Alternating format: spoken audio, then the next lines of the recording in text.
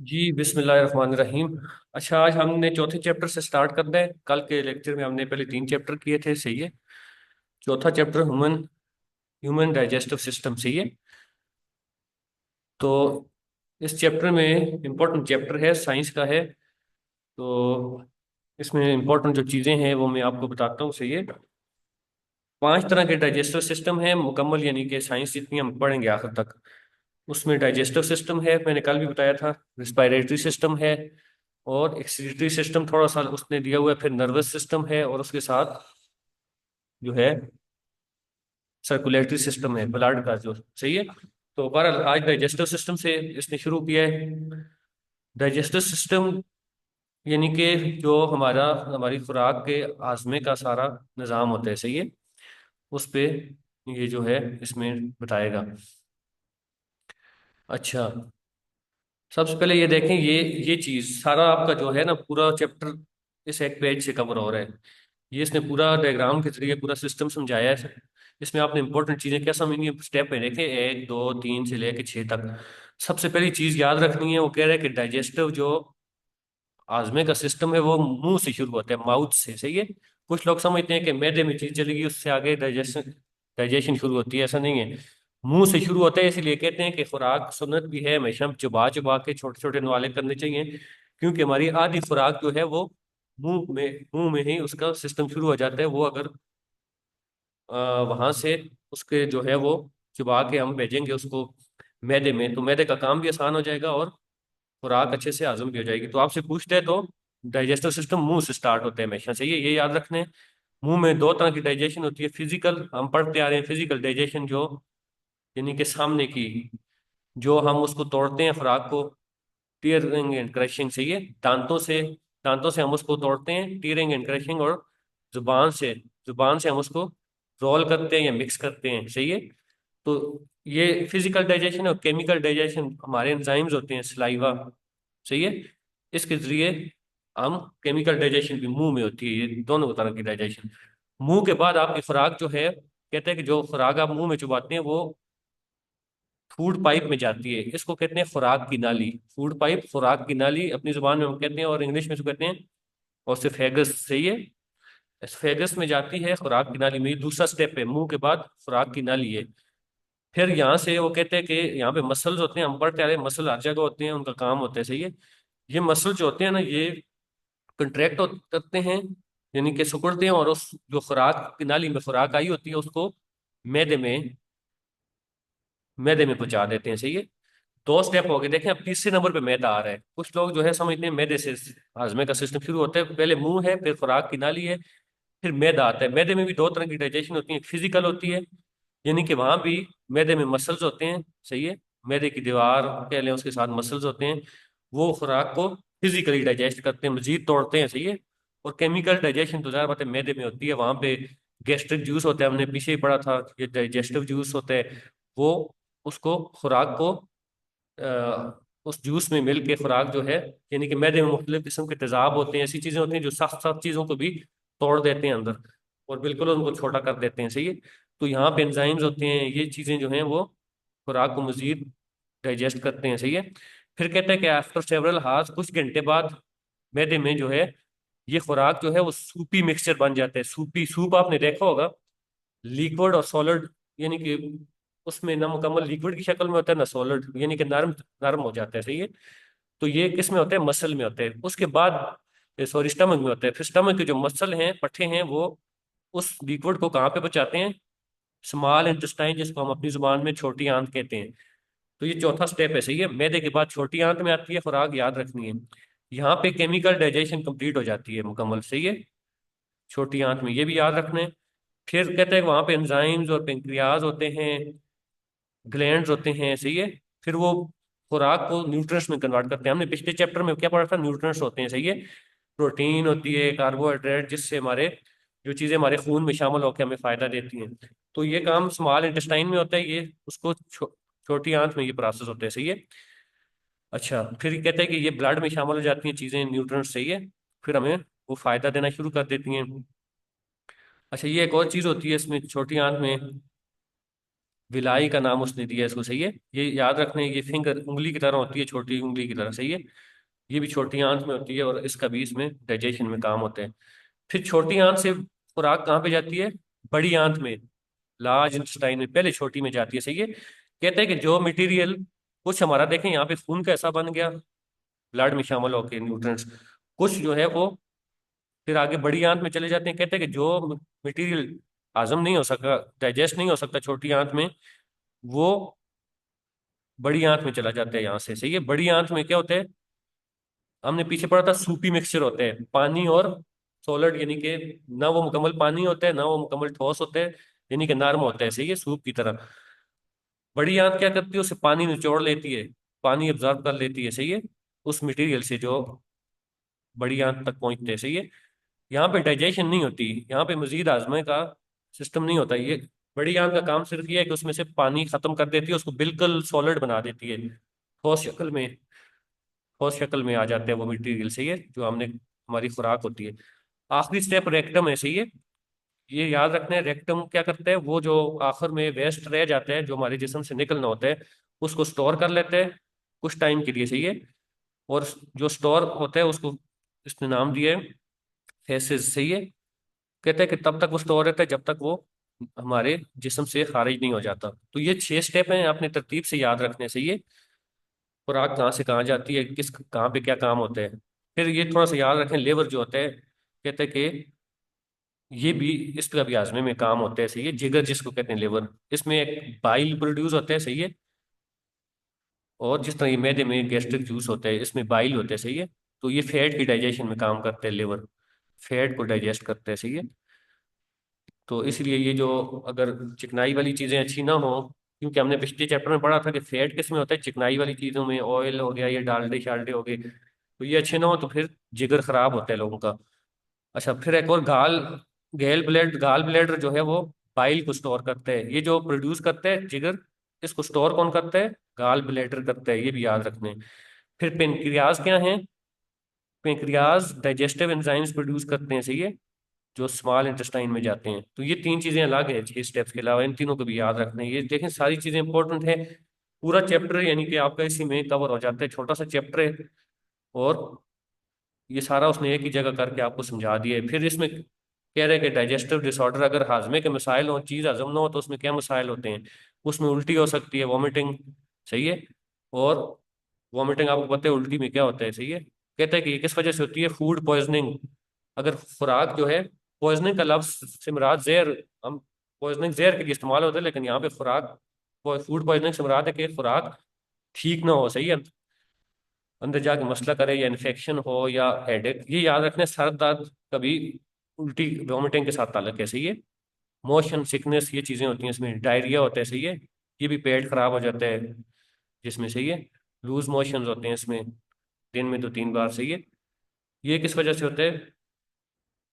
Infection हो जाए या कोई मेडिसन, गर्म चीज ले लें, सही है, या स्ट्रेस हो, सही है, स्ट्रेस से भी होता है। कॉन्स्टिपेशन, सही है, कॉन्स्टिपेशन भी इसके साथ, हाजमे के साथ ही मस्त उसका, देखें वो हमने पढ़ा था सूपी मिक्सचर होता है, सही है। तो इसलिए कहते हैं जब आप पानी कम पियेंगे तो आपका जो मिक्सचर है वो बिल्कुल ज्यादा सख्त हो जाएगा और फिर से आपको कॉन्स्टिपेशन होगी, सही है। कहते हैं कि बाज़ औक़ात जो फेसेस, या हमने फेसेस कहाँ पे पढ़ा था, ये कहाँ पे बनते हैं? ये जब आगे लार्ज इंटेस्टाइन में जाते हैं, वो पानी चूस लेते हैं तो फेसेस बन जाते हैं। लेकिन वो इतने सख्त भी नहीं होते, लेकिन पानी अगर उसमें नहीं होगा, पानी की मकदार बाहर से हम कम देंगे तो वो बहुत सख्त हो जाएगा फिर, जिससे कॉन्स्टिपेशन होती है, सही है। फिर ये कुछ मेडिसिन से भी हो सकती है, और सबसे बड़ा तो ये पानी, कम पानी लेना, एक्सरसाइज कम करना, बॉडी की हरकत ना हो। फिर फाइबर, मैंने आपको बताया था, फाइबर हाजमे के लिए बहुत जरूरी होते हैं, ये अगर डाइट में कम हो तो इससे कॉन्स्टिपेशन होती है। देखें ये चैप्टर खत्म हो गया बस, लेकिन बहुत इंपॉर्टेंट है, बहुत छोटा सा है लेकिन बहुत इंपॉर्टेंट है, कि जगह कितनी काम की चीजें उसने बता दी हैं। अगला चैप्टर है मैटर पार्टिकल। मैटर के हवाले से हम 2 क्लासों में पढ़ते आ रहे हैं, सही है। इसकी टाइप्स भी पढ़ी है हमने, सॉलिड, लिक्विड, गैस, मादे की। अब इसमें एज अ पार्टिकल ये पढ़ाएगा, ये आपने याद रखने हैं। स्टेट्स ऑफ मैटर 3 है, सॉलिड है, लिक्विड है, गैस है। मैंने आपको बताया था सॉलिड की शेप भी डेफिनेट होती है, अपनी ठोस चीज होती है सॉलिड, उसकी अपनी शेप होती है, अपना उसका वॉल्यूम होता है, सही है। जबकि लिक्विड की जो है वो वॉल्यूम तो होता है, लेकिन शेप उसकी अपनी नहीं होती। उसको ग्लास में डाल दें, ग्लास की शेप में आ जाएगा, जग में डाल दें उसकी शेप में। जबकि गैस जो है उसकी ना शेप होती है ना उसका अपना वॉल्यूम होते हैं। फिर पार्टिकल्स मैंने आपको बताया था, सॉलिड में पार्टिकल्स बहुत करीब करीब होते हैं, ये देखें जुड़े हुए होते हैं। इनमें जो अट्रैक्टिव फोर्सेस हैं वो बहुत ज्यादा होती हैं, जिसमें इन्हों बांधा होता है, इसलिए ये सख्त चीज होती है सॉलिड। ये कुर्सी आप देख लें सख्त होती है। इसने एक बार पूछा हुआ था कि अट्रैक्टिव पार्टिकल सबसे ज्यादा किस में होती हैं, तो किस में होती हैं, फोर्स ऑफ अट्रैक्शन सबसे ज्यादा सॉलिड में होती हैं। फिर लिक्विड में कम होती हैं सॉलिड के मुकाबले में। इसलिए लिक्विड जो है उसके पार्टिकल जरा दूर दूर होते हैं। मैंने पिछली क्लास ये देखें, ये अब दूर दूर हैं। और इसी तरह गैस में तो बिल्कुल दूर होते हैं, उसमें अट्रैक्टिव फोर्स तो सबसे कमजोर होती हैं। ये चीजें आपने याद रखनी है इसमें। सॉलिड ये देखें सख्त चीजें हैं सारी, लिक्विड पानी या पानी की तरह कोई भी चीज। और गैस जो है ये देखें ये सारी लिक्विड हैं, ऑयल, मरकरी, मरकरी भी लिक्विड है, याद रखने, पानी, दूध, खून। अच्छा, गैस आपको पता है, हाइड्रोजन, हीलियम, ये बहुत सी गैसें हम पढ़ते भी हैं। और इसके अलावा वाटर वेपर्स, हमेशा हमने गैस में वाटर वेपर्स की मिसाल दी है। ये जो बुखारात होते हैं पानी से बनते हैं, उसमें हमने प्रोसेस पढ़ा था, वेपरेशन कैसे होती है, कंडेंसेशन कैसे होती है, लिक्विड का गैस में बदलना, गैस का वापस लिक्विड में बदलना। तो बहरहाल ये आसान आसान चीजें पीछे में आपको जो है वो आपको मैंने बताया था। ये चीजें देखें हम पीछे, पहले ये देख लेते हैं। मैंने आपको बताया था सॉलिड लिक्विड में कैसे कन्वर्ट होता है। बर्फ को पानी में कन्वर्ट करना हो तो, बर्फ को पानी में कन्वर्ट करना हो तो वो प्रोसेस होता है मेल्टिंग, उसको पिघलाना पड़ेगा। और उसमें हीट क्या होगी, यानी कि बर्फ को पानी में अगर कन्वर्ट करेंगे तो उसमें हीट गेन होगी, सही है। इस प्रोसेस में हीट उसको मिलेगी, उसको बाहर सूरज पर रखेंगे, ये मेल्ट होगा, हीट मिलेगी, गेन करेगा तो लिक्विड में कन्वर्ट होगा। इसी तरह लिक्विड को, इस तरह सॉलिड लिक्विड को वापस देखें, अब ये रिवर्स है, तीर इस तरफ पड़ा हुआ है। लिक्विड को वापस करना हो सॉलिड में, तो मैंने आपको बताया था उसको फ्रीजर फ्रीजर में रखना पड़ेगा। पानी को फ्रीजर में रखेंगे, उसमें से हीट निकलेगी, सही है, हीट उसमें जो है निकलेगी तो वो सॉलिड बन जाएगा। इसी तरह देखें, मैंने आपको एवपोरेशन पढ़ाया था। ये लिक्विड से गैस होता है, जिस तरह सूरज समुद्र पे पड़ता है, उससे पानी उठाते हैं, बुखारात बन के ऊपर चला जाता है। उसमें क्या होता है, हीट गेन होती है, सूरज से उसे हीट मिलती है, जिस तरह यहाँ पे उसे हीट मिलती है मेल्टिंग में। तो ये एवपोरेशन होता है प्रोसेस। ये कंडेंसेशन मैंने बताया था, ऊपर जाके जो बुखारात होते हैं वापस जब ठंडे ठंडे उसमें आते हैं, उनमें से हीट निकल जाती है, ऊपर ठंड होती है खला में, वो वापस जो है वो बादल बन के और नीचे पानी की शक्ल में आ जाते हैं। ये चारों देखें एक जगह है, ये बहुत इंपॉर्टेंट है, याद रखने। सब्लिमेशन, इसमें एक चीज और आ गई है, सब्लिमेशन। देखें इसमें हम एक एक स्टेप जा रहे थे, सॉलिड को लिक्विड, लिक्विड को सॉलिड, वापस लिक्विड को गैस। इसमें उसने डायरेक्ट सॉलिड से गैस, डायरेक्ट ठोस चीज से बगैर उसको माया बनाए, लिक्विड बनाए, गैस में कैसे कन्वर्ट होगी, उस प्रोसेस को कहते हैं सब्लिमेशन। और ये इस चैप्टर में ये एक अलग चीज है, ये मैं आपको बताता हूँ ये कैसे होती है। सही है, सबसे पहले डिफ्यूजन पढ़ लेते हैं थोड़ा सा, इसमें ये भी चीज नहीं है। डिफ्यूजन हमेशा गैसेस में होती है, सही है। कहता है कि गैसेस जो हैं पार्टिकल से बने होते हैं, इनके पार्टिकल्स बहुत दूर दूर दूर होते हैं, ऊपर हम पढ़ के आए हैं, बहुत दूर होते हैं अपार्ट, सही है। और मोशन में होते हैं, हरकत में होते हैं। सॉलिड वाले हरकत में नहीं होते, वो जुड़े हुए होते हैं। लिक्विड वाले हरकत में होते हैं लेकिन गैस से कम, सही है। तो फिर इनमें जो है वो पार्टिकल्स आसानी से एक जगह से दूसरी जगह चले जाते हैं। तो ये जो गैसेस मूव करती हैं, ये जो प्रोसेस है, सही है, गैसेस का फिनोमेना, ये particles move from area of high concentration to low. अब ये हाई टू लो क्या है, ये देखें, यहाँ पे पार्टिकल्स ज्यादा हैं, यहाँ पे ज्यादा हैं, ये देखें आगे कम हो गए हैं। ये हाई कंसंट्रेशन का नाम दे रहे हैं इसको, जहाँ पे पार्टिकल्स की तादाद ज्यादा है और वो करीब करीब हैं। और यहाँ पे दूर भी हो गए और लो। तो इस प्रोसेस को क्या कहते हैं, moving of particle from high concentration to low concentration is called diffusion. ये गैसेस में सबसे ज्यादा होती है, सॉलिड में नहीं हो सकती, सॉलिड के पार्टिकल्स जुड़े हुए होते हैं, सही है। अच्छा, अब सब्लिमेशन एक्स्ट्रा चीज थी इसमें, वो मैं आपको बताता हूँ। बाकी चीजें वही हैं, देखें हम पढ़ के आ गए हैं पिछली क्लास में भी। फ्रीजिंग, मेल्टिंग कैसे होती है, ये मैं आपको पिछली क्लास में भी पढ़ाया है, अभी भी आ गया है, सही है। अच्छा, इवेपोरेशन देखें, ये मैंने पहले ही पढ़ाया आपको। कंडेंसेशन, इसमें सब्लिमेशन एक एक्स्ट्रा चीज है, वो हम देखते हैं सब्लिमेशन क्या है। सॉलिड टू गैस, देखें इसको सब्लिमेशन कहते हैं। डायरेक्ट ठोस चीज बुखारात बन जाए, यानी बर्फ जो है वो डायरेक्ट बुखारात बन जाए, पानी बने बगैर ही बुखारात बन जाए, ये होता है सब्लिमेशन, सही है। सॉलिड टू गैस, ये याद रखने हैं। अब कहते हैं कि ये क्यों होता है ऐसा। एक तो ये ड्राई आइस होती है, हमेशा खुश्क बर्फ होगी, सही है, इसमें ड्राई आइस होगी, ये याद रखने हैं। और दूसरा ये है कि जब वो कहते हैं कि ये जो ड्राई आइस होती है, इसमें अट्रैक्शन अट्रैक्शन जो पार्टिकल्स की होती है वो बिल्कुल खत्म हो जाती है। ये देखें, वो कहते हैं कि जब हम ड्राई आइस है वो अगर उसको ज्यादा ऊपर हाई एलिवेशन पे होगी, सही है, ज्यादा बुलंदी पे होगी, जहाँ पे टेम्परेचर बिल्कुल कम होता है, मैंने आपको कहा है टेम्परेचर बिल्कुल कम होते हैं, वो चीज जो है वो उसकी अट्रैक्टिव फोर्सेस बिल्कुल खत्म हो जाती हैं उसकी, सही है। तो जब अट्रैक्टिव फोर्सेस बिल्कुल खत्म हो गई तो वो पानी बने बगैर एकदम बुखारात बन के उड़ जाएगी वो चीज। इसमें आपने ये याद रखना है कि इसमें ड्राई आइस होती है हमेशा, और इसमें उसकी अट्रैक्टिव फोर्सेस जो है वो मुकम्मल एनर्जी जब एब्जॉर्ब कर लेती है, उसकी अट्रैक्टिव फोर्सेस बिल्कुल खत्म हो जाती हैं उसकी। यानी गैस से भी, जिस तरह गैस में अट्रैक्टिव फोर्सेस बिल्कुल खत्म होती हैं, तो वो हालत उसकी बनती है, तो वो लिक्विड बने बगैर ही गैस एकदम जो है वो ड्राई आइस कन्वर्ट हो जाती है गैस में, सही है, ये याद रखना है। और जब इस पे सूरज पड़ता है टेम्परेचर बिल्कुल जो है वो इसका लो होता है, सही है। तो बहरहाल ये एक अलग चीज थी सब्लिमेशन, इसमें समझना ये वाली आइस। आपसे पूछे सब्लिमेशन में कौन सी आइस इस्तेमाल होती है, तो ड्राई आइस होती है, खुश्क, सही है, खुश्क होती है, उसमें पानी बिल्कुल नहीं होता, वो एकदम जो है वो लिक्विड में कन्वर्ट तभी नहीं होती, गैस में कन्वर्ट हो जाती है। ये देखें, ये भी छोटा सा चैप्टर था, मैटर एज अ पार्टिकल, ये भी खत्म हो गया। अब एलिमेंट्स और कंपाउंड्स है, सही है, ये अलग चीज है, ये पहले किसी क्लास में किसी चैप्टर में नहीं आई। एलिमेंट क्या होते हैं, बल्कि एलिमेंट आपको शायद एलिमेंट का अंदाजा होगा, पीरियोडिक टेबल पे आपने देखे होंगे elements, hydrogen, helium, lithium, beryllium, 118 element से आगे हम पढ़ेंगे।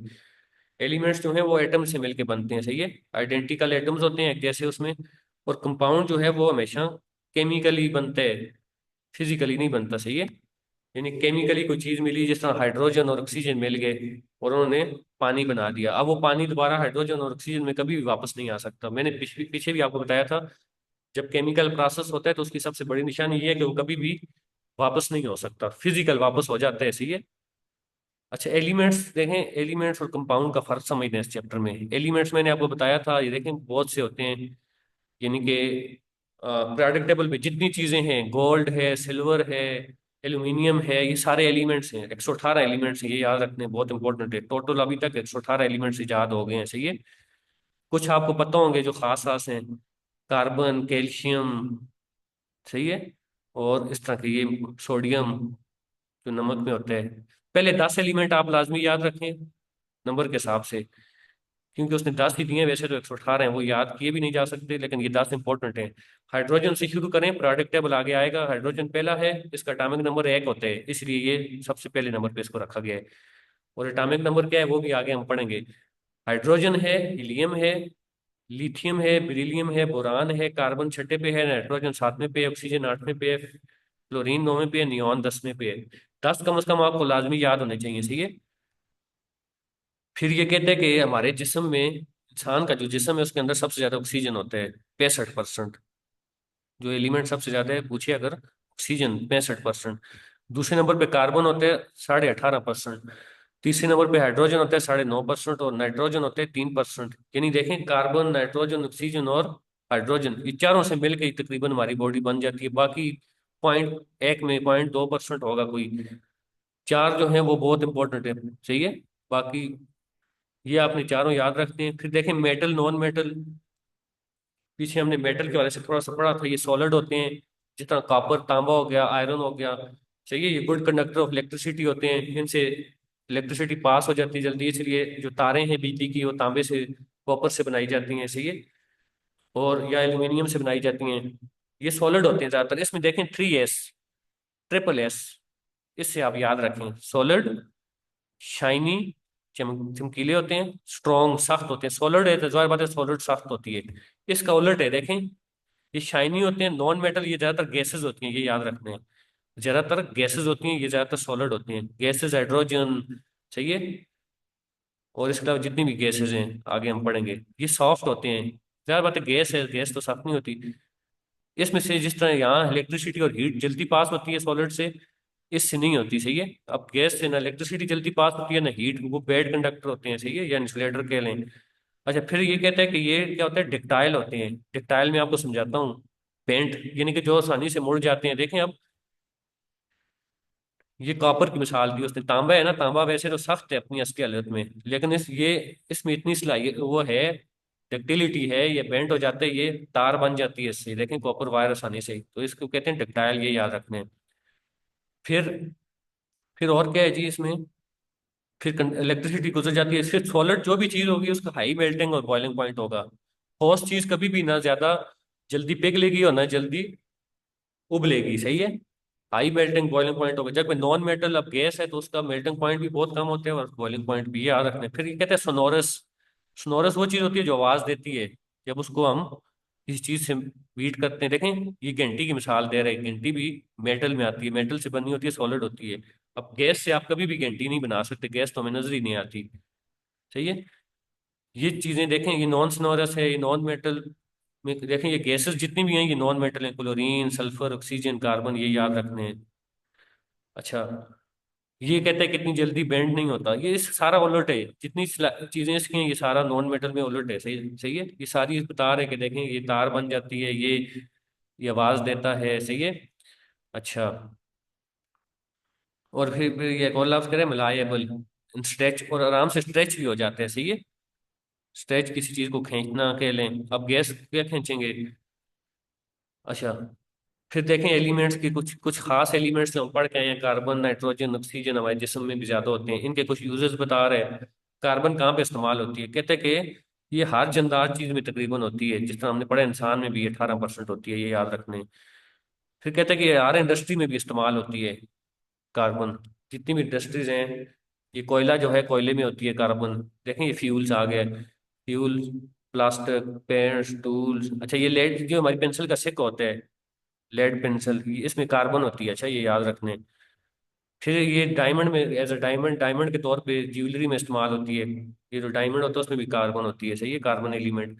नाइट्रोजन कहाँ पे होती है, नाइट्रोजन का लफ्ज आया सबसे पहले हमारे जिस्म में तो वो कम है, लेकिन कहते हैं कि अर्थ क्रस्ट जो है, ये जो जमीन जमीन है हमारी, अर्थ एटमोसफियर है, सही है, इसमें सबसे ज्यादा ऑक्सीजन नाइट्रोजन होती है। ये याद रखते हैं आपने, ऑक्सीजन यहाँ पे नहीं करना, ये 78% अर्थ क्रस्ट में। हाँ, अगर पूछे इंसानी जिस्म में सबसे ज्यादा क्या है तो वो ऑक्सीजन है, सही है। वो जाहिर बात है, वैसे भी पता है ऑक्सीजन ही से ही इंसान चल रहा है। अच्छा, ये नाइट्रोजन कहाँ पे इस्तेमाल होती है, सबसे ज्यादा ये खाद में होती है, ये जो खादें हम लाते हैं जैसे ये पौधे, ये फसलें, ये सारा होता है, सही है, फर्टिलाइजर्स में। इसके अलावा डाइज, सही है, एक्सप्लोसिव, ये कुछ बम बारूद होते हैं उसमें नाइट्रोजन इस्तेमाल होती है, ये कहते हैं खतरनाक भी है अगर ज्यादा हो, सही है। यही नाइट्रोजन के वाले से याद रखने, नाइट्रोजन बम भी सुना हो शायद। एल्यूमिनियम क्या है, देखें आजकल ये बड़ी खिड़कियों में इस्तेमाल होते हैं, एल्यूमिनियम की जो खिड़कियां वगैरह हैं बनाते हैं, सही है, शीशा उसमें। ये कहते हैं कि ये कहते हैं कि बहुत मशहूर हो गया ये अब मॉडर्न कंस्ट्रक्शन, ये तमीरात, जितनी भी खिड़कियां, ये इंडस्ट्रीज, सही है, बिल्डिंग्स बनाने में, विंडोज ये आ गया खिड़की, इसमें एल्यूमिनियम इस्तेमाल होते हैं, सही है, ये याद रखते हैं। फिर मोटर, एक मोटर कार के जो होते हैं शेप्स, ये कश्तियों में, स्पेस क्राफ्ट में ये एल्यूमिनियम बहुत ज्यादा इस्तेमाल होते हैं। देखें कितने पढ़े हमने, एल्यूमिनियम, कार्बन, नाइट्रोजन, तीनों का अलग अलग वो है। अब हाइड्रोजन रह गया। हाइड्रोजन सबसे ज्यादा यूनिवर्स में पाया जाता है, देखें अब हर चीज अलग से याद रखनी। ऑक्सीजन सबसे ज्यादा इंसानी जिस्म में पाया जाता है, नाइट्रोजन सबसे ज्यादा अर्थ एटमोसफेयर में, और अगर हम पूरी यूनिवर्स, पूरी कायनात की बात करें तो सबसे ज्यादा नाइट्रोजन है, तकरीबन 75%। ये सब की परसेंटेज भी आपने लाजमी नोट करनी है अपने पास। ये हमारे जिस्म में भी है, पीछे पढ़ के आ गए हैं। ये भी फर्टिलाइजर्स में इस्तेमाल होते हैं, रॉकेट फ्यूल्स, ये जो रॉकेट होते हैं उनका फ्यूल उसमें इस्तेमाल होते हैं, इंडस्ट्रीज में होते हैं। बहरहाल देखें तीन तीन चार चार इस्तेमाल हैं सबके, लेकिन बहुत इंपॉर्टेंट है, सही है। अब कहते हैं कि एटम, एलिमेंट और मॉलिक्यूल में क्या फर्क है, मैंने आपको बताया था। एलिमेंट का तो मैंने आपको बताया था, ये देखें कार्बन, हीलियम, नाइट्रोजन, जितने भी प्रोडक्ट टेबल पे हैं, एक ही टाइप के एटम होते हैं इनमें, ऐसा नहीं है कि हाइड्रोजन और कार्बन मिलके कोई एलिमेंट बना दे, हाइड्रोजन है तो हाइड्रोजन ही है। एक ही टाइप के एटम होते हैं इनमें। और एटम क्या है आपको पता है, सबसे छोटा पार्टिकल है जो, सबसे छोटा पार्टिकल जो मैटर का है, मादे का, वो एटम है, हमें नजर भी नहीं आता। अलबत्ता वो डिवाइड होते हैं आगे, प्रोटॉन, न्यूट्रॉन, इलेक्ट्रॉन, वो पढ़ेंगे हम। मॉलिक्यूल क्या है, मैंने आपको बताया था, कंपाउंड भी हमने पढ़ा है, केमिकली दो चीजें मिलती हैं, हाइड्रोजन और ऑक्सीजन, वाटर बना देती हैं, वो कंपाउंड है। मॉलिक्यूल में दो एटम मिलते हैं, दो एलिमेंट्स मिलके कंपाउंड बनाते हैं, दो एटम मिलके मॉलिक्यूल बनाते हैं, ये फर्क याद रखना है, सही है। मॉलिक्यूल भी हम पढ़ेंगे, मॉलिक्यूल कैसे बनते हैं, ये फिजिकली भी हो सकते हैं। कंपाउंड सिर्फ और सिर्फ केमिकल होगा, मॉलिक्यूल फिजिकली भी मिल सकती हैं, सही है। दो एटम फिजिकली मिलके मॉलिक्यूल बनाते हैं। कंपाउंड मैंने आपको बता दिया है, पानी और ऑक्सीजन मिलके ये देखें H2O बन गया, तो ये कंपाउंड है केमिकली मिलके। यस, कार्बन डाइऑक्साइड बन गई कार्बन और ऑक्सीजन से, ये याद रखने से। ये मॉलिक्यूल ये है, देखें मॉलिक्यूल में दो एटम्स हैं, हाइड्रोजन एटम है, दूसरा ये मॉलिक्यूल बन गया। कंपाउंड देखें, कंपाउंड केमिकली मिलेगा, दो हाइड्रोजन एक ऑक्सीजन मिलके बिल्कुल एक नई चीज पानी बना रहा है, वो कंपाउंड है, सही है। अच्छा, ये देखें यहाँ भी बता रहा है ये हीलियम है, तो ये एक एटम है सिर्फ। अब ये देखें एटम ने मिलके वो बना दिया, एटम से मॉलिक्यूल बनता है, और ये कंपाउंड बन गया आगे। ये इस- ये एटम और मॉलिक्यूल है, सही है, क्योंकि ये एक एक ही है। हीलियम है या हाइड्रोजन है, आइडेंटिकल हैं, सारे एक एक ही हैं, ये सिर्फ एटम और मॉलिक्यूल है। कंपाउंड ये है, ये याद रखने, कंपाउंड में हमेशा दो चीजें मिलकर केमिकली एक नई चीज बना देंगे। कार्बन ऑक्सीजन ने मिलकर कार्बन डाइऑक्साइड बना दिया, पानी और ऑक्सीजन ने मिलकर सॉरी हाइड्रोजन और ऑक्सीजन ने मिलकर पानी बना दिया। इस चैप्टर में और क्या इंपॉर्टेंट है, ये फॉर्मूला याद रखने हैं। पानी का आपको पता है H2O होता है, एक हाइड्रोजन, दो हाइड्रोजन एक ऑक्सीजन। टेबल साल्ट का फॉर्मूला याद रखें, पूछ सकते हैं। NaCl होते हैं, सोडियम क्लोराइड, एक सोडियम होते हैं एक क्लोराइड होते हैं। शुगर का फॉर्मूला इंपॉर्टेंट है, ये याद रखें। शुगर, शुगर में तीन चीजें हैं, पीछे भी हमने पढ़ा था, कार्बन हाइड्रोजन ऑक्सीजन, तीन चीजें होती हैं, यही तीन चीजें होती हैं। हमने पढ़ा था कार्बोहाइड्रेट में यही तीन चीजें, फैट में सिर्फ, प्रोटीन में एक नाइट्रोजन भी होता है। तो शुगर में 12 कार्बन होते हैं, 22 हाइड्रोजन होते हैं, 11 ऑक्सीजन। देखें हाइड्रोजन हमेशा ऑक्सीजन से डबल होंगे इसमें, देखें यहाँ भी एक ऑक्सीजन है, दो, तो यहाँ 11 ऑक्सीजन है तो 22 हो जाएंगे हाइड्रोजन, और कार्बन भी 12 है, ये याद रखते हैं। शुगर का फार्मूला इंपॉर्टेंट है, देखें ये पूछ सकते हैं। बाकी टेबल साल्ट पूछे तो NaCl होते हैं, जो हम नमक इस्तेमाल करते हैं, कॉमन साल्ट भी कहते हैं, सही है। तो ये जो है वो छठा चैप्टर है, ये भी देखें आसान था, इसमें भी ज्यादा मुश्किल चीजें नहीं है। आगे मिक्सचर आ गया। मिक्सचर का मतलब देखें, हमने पीछे पढ़ा है कि कंपाउंड होते हैं दो चीजों से मिलके बनते हैं केमिकली, हाइड्रोजन और ऑक्सीजन मिलके कंपाउंड बना दिया, और मॉलिक्यूल बनते हैं एटम से। अब मिक्सचर जो है ना, मिक्सचर पहले भी हमने पढ़ा हुआ है, हेट्रोजीनियस मिक्सचर, होमोजीनियस, मैंने आपको बताया था। ड्राई फ्रूट है, बहुत से लेके एक जगह रखते हैं, सही है, अपने हाथ से उन्हें अलग भी कर सकें और हाथ से मिक्स भी कर सकें, वो मिक्सचर होते हैं, सही है। हेट्रोजीनियस मिक्सचर और होमोजीनियस मिक्सचर मैंने आपको बताया था सोल्यूशन होते हैं, सॉल्यूट और सॉल्वेंट मिलके जो सोल्यूशन बनाते हैं, जिस तरह पानी और नमक मिलके मिल जाए तो वो सोल्यूशन होता है। लेकिन वो होमोजीनियस सोल्यूशन होता है, और जो हेट्रोजीनियस होते हैं वो, उसको हम फिजिकली अलग भी कर सकते हैं, सही है, अपने हाथ से। होमोजीनियस जो मिक्सचर होता है वो भी अलग हो सकते हैं, मिक्सचर हमेशा अलग होगा, सही है, ये केमिकली नहीं होता, ये अलग होते हैं हमेशा। लेकिन कुछ आसान हो जाता है, जिस तरह ड्राई फ्रूट मिक्स कर लें, हेट्रोजीनियस मिक्सचर बन गया, या पानी में कंकरियां डाल दें, उसकी मिसाल दी थी, हेट्रोजीनियस मिक्सचर है, आप अपने हाथ से निकाल दें।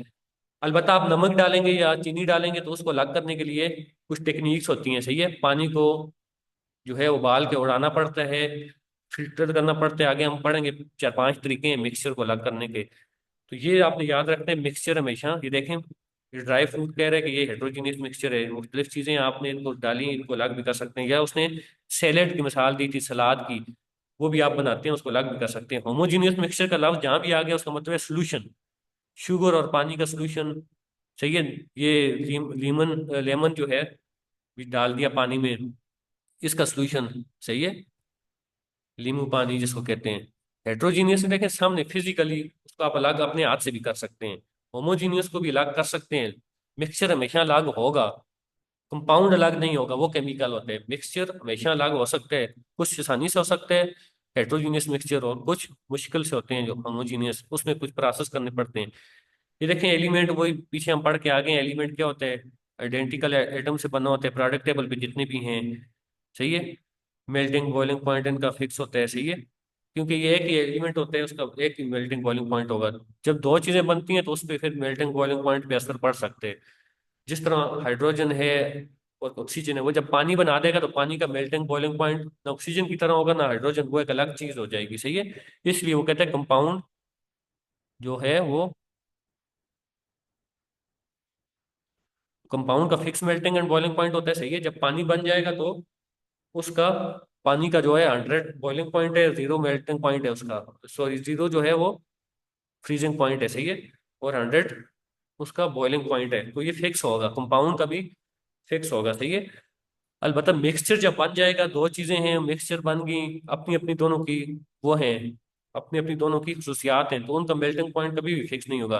कंपाउंड में वो केमिकली क्योंकि वो हो गई हैं, जुड़ गई हैं, तो नया जो चीज बनेगी उसका अपना फिक्स होगा मेल्टिंग पॉइंट। इसमें सिर्फ मिक्सचर का मेल्टिंग पॉइंट फिक्स नहीं होगा, क्योंकि ये हमेशा दोनों चीजें जो मिक्सचर में होती हैं उनकी अपनी अपनी खसूसियात होती हैं, सही है। तो इसलिए फिक्स नहीं हो सकता उनका मेल्टिंग बॉइलिंग पॉइंट। फिर कहते हैं कि देखिए, मैंने आपको बताया था मिक्सचर आसानी से अलग हो जाता है, जबकि ये अलग नहीं हो सकता, सही है। अच्छा, फिर और क्या है जी? एटम्स, एटम्स और एलिमेंट्स हमने पीछे पढ़ लिए हैं, जाइए ये देखें, इसमें कहते हैं एलिमेंट्स कौन से हैं, कंपाउंड कौन से हैं, मिक्सचर कौन से हैं। अब ये आपने मरकरी देखें, एक ही है, पीरियोडिक टेबल में मरकरी होता है, ये एलिमेंट है, सही है। पानी मैंने आपको बताया था, हाइड्रोजन ऑक्सीजन ने मिलकर पानी बना दिया, ये कंपाउंड बन गया है, सही है, केमिकली मिलके। टेबल साल्ट भी कंपाउंड है, सोडियम और क्लोराइड ने मिलके टेबल साल्ट बना दिए, सही है, नई चीज बना दी है। अच्छा, एल्यूमिनियम जो है ये भी एलिमेंट है। जूस, जूस क्या है? मिक्सचर है। जूस में मुख्तलिफ चीजें होती हैं, सही है, तो ये मुख्तलिफ चीजों का मिक्सचर है, जिस तरह चीनी पानी में डाल दी है, वो भी मिक्सचर है, सही है। और आयरन फिलिंग जो है ये भी कंपाउंड में आता है, सही है। तो बहरहाल इसमें जो इम्पोर्टेंट चीजें हैं, मरकरी है, ये आपने याद रखनी है। अच्छा, mixture, difference between pure substance and mixture. Pure substance और मिक्सचर क्या होता है? मिक्सचर जो है वो, प्योर सब्सटेंस वो होता है जिसमें वही बात होगी कि अपनी अपनी खसूसियात रहती हैं उसमें, अब प्योर हालत में होता है। और मिक्सचर में गड़ मिक्स हो जाता है, नई चीज बन जाती है, सही है। अभी देखें, एलिमेंट्स में ऑक्सीजन, हाइड्रोजन, आयरन हो गया, सही है, ये पीरियोडिक टेबल के एलिमेंट्स। कंपाउंड में देखें, पानी, टेबल साल्ट, ऊपर मैंने आपको बताया टेबल साल्ट कंपाउंड है। एमोनिया, एमोनिया, सही है, दो चीजें मिलकर एक नई चीज बनाते हैं केमिकली, तो कंपाउंड है। होमोजीनियस मिक्सचर मैंने आपको बताया है, उसमें सबसे जो इम्पोर्टेंट है साल्ट वाटर, सही है, माउथ वाश, दो चीजें मिल जाएं इसमें। ऑल एलॉयज, एलॉयज भी मिक्सचर है, ये भी याद रखना है, सही है। अब हेट्रोजीनियस मैंने आपको बताया था, देखें, पिज्जा, पिज्जा भी हेट्रोजीनियस है, उसमें जो चीजें हैं वो उसको आप अलग कर सकते हैं, अलग अलग चीजें कर सकते हैं उसमें, सही है। सला सैलेड है, सही है, या ये डंप, ये जो चीजें हैं उनमें से भी आप अलग कर सकते हैं, सही है, जो चीजें आपने डंप की होती हैं, कूड़ा करकट है, दूसरी तीसरी चीजें। एलॉयज क्या है? ये याद रखते हैं, एलॉयज जो है वो हमेशा मिक्सचर होता है, किसका? ऊपर हमने पढ़ा मिक्सचर होता है, ये किसको होता है? Metal with other elements. एक मेटल होना शर्त है एलॉय में, ये याद रखना है। दूसरा मेटल हो या कोई और हो, लेकिन एक मेटल होना शर्त है। एक मेटल हुआ तो एलॉय है। मिसाल दे रहे हैं कि कास्ट आयरन जो है वो एलॉय है, क्योंकि उसमें आयरन जो है वो मेटल है, सही है। दो मेटल भी हो सकते हैं, वो भी एलॉय हो सकते हैं, लेकिन एक मेटल होना शर्त है। अगर एक भी नहीं होगा फिर वो एलॉय नहीं है, वो सिर्फ सादा मिक्सचर है, सही है। ये याद रखना है इसमें, एलॉय में एक चीज मेटल होगी, जिस तरह कास्ट आयरन में कह रहे हैं कि आयरन मेटल है, सही है। अच्छा, इसके अलावा जो इस चैप्टर में है इम्पोर्टेंट, अच्छा ये हम देख आए हैं, homogeneous mixture, heterogeneous mixture, elements, mixture, compound का फर्क। देखें, छोटी छोटी चीजें हैं लेकिन इंपॉर्टेंट है, शार्ट शार्ट हैं लेकिन इंपॉर्टेंट है। फिर कहते हैं मिक्सचर हमारी डेली लाइफ में कैसे हम मिक्सचर कहाँ पे देखते हैं, ये देखें, दूध है, ये भी मिक्सचर है, इसमें चीनी पड़ी होती है। अच्छा, ये देखें, ये रोड है, कंक्रीट, इसमें भी मुख्तलिफ चीजें, बजरी और सीमेंट और इस तरह की चीजें मिलाते हैं, कंक्रीट रोड बनते हैं। ये देखें, सिरका है, सिरके में भी जो तीन चीजें पड़ी होती हैं, या ये एलपीजी है, ये सारे मिक्सचर हैं, सही है। देखें, मिक्सचर को स्प्रेड करना, ये देखें, फ्रूट्स, ये भी मिक्सचर है, ये हेट्रोजीनियस मिक्सचर है, याद रखने हैं, ये भी हेट्रोजीनियस मिक्सचर है, मिट्टी और ये, इसको भी आप अलग कर सकते हैं, अलग अलग, सही है।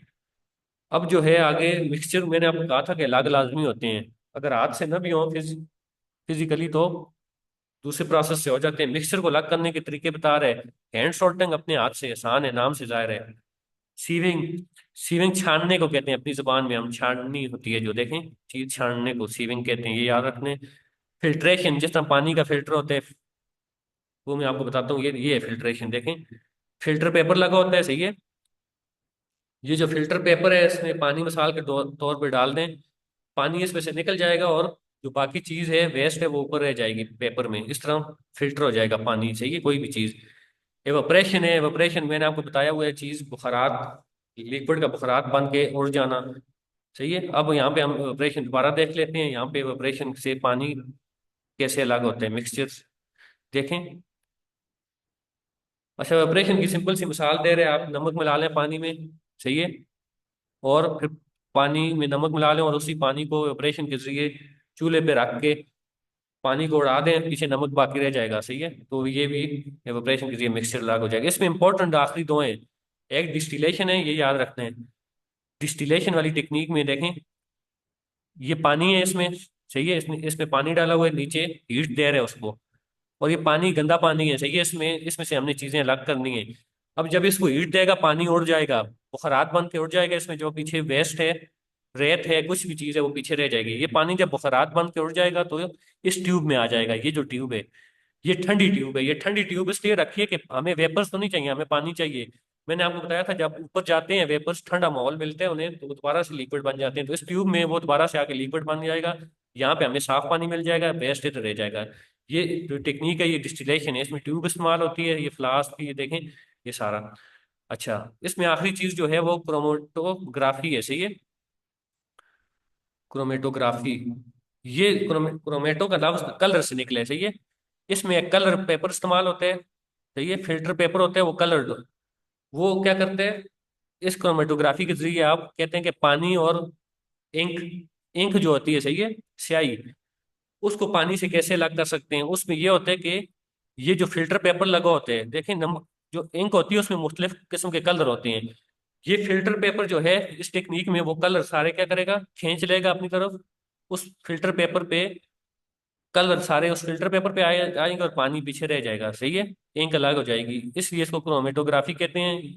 पेपर कलर होते हैं, इसमें देखें, ये मुख्तलिफ किस्म के कलर हैं, ये सारे उस फिल्टर पेपर पे आ जाते हैं। इसमें फिल्टर पेपर इसमें भी इस्तेमाल होते हैं, जिस तरह पीछे फिल्ट्रेशन में होते हैं, सही है। तो ये अलग टेक्निक है, सिर्फ कलर को अलग करने के लिए होती है। जबकि कलर ना हो, कोई और चीज हो, पानी में से रेत अलग करनी हो, तो उसके लिए फिल्ट्रेशन होते हैं, सही है। सोल्यूशन हमने पढ़ लिया, सॉल्यूट और सॉल्वेंट मिलकर सोल्यूशन बनाते हैं, ये देखें, सॉल्वेंट, ये अक्सर पानी इस्तेमाल होता है, पानी को यूनिवर्सल सॉल्वेंट भी कहते हैं। सॉल्यूट, नमक, चीनी, तो ये मिलकर सोल्यूशन बना देते हैं। पीछे हमने पढ़ा था डाइल्यूट सोल्यूशन और कंसनट्रेटेड डाइल्यूट, जिसमें बहुत थोड़ा सा सॉल्यूट डाला जाता है, जिस तरह सिरका डालते हैं पानी में आधी चम्मच, वो डाइल्यूट होते हैं। जिसमें ज्यादा, बहुत ज्यादा चीज डालते हैं, वो सॉल्वेंट होते हैं। बहरहाल, चार चैप्टर हमने कर लिए हैं, अगली क्लास में हमारी सिक्स भी खत्म हो जाएगी इंशाल्लाह। बहुत आसान आसान चैप्टर हैं, सही है। तो आज हमारी जो है वो दूसरे लेक्चर में 7 चैप्टर मुकम्मल हो गए हैं, सही है।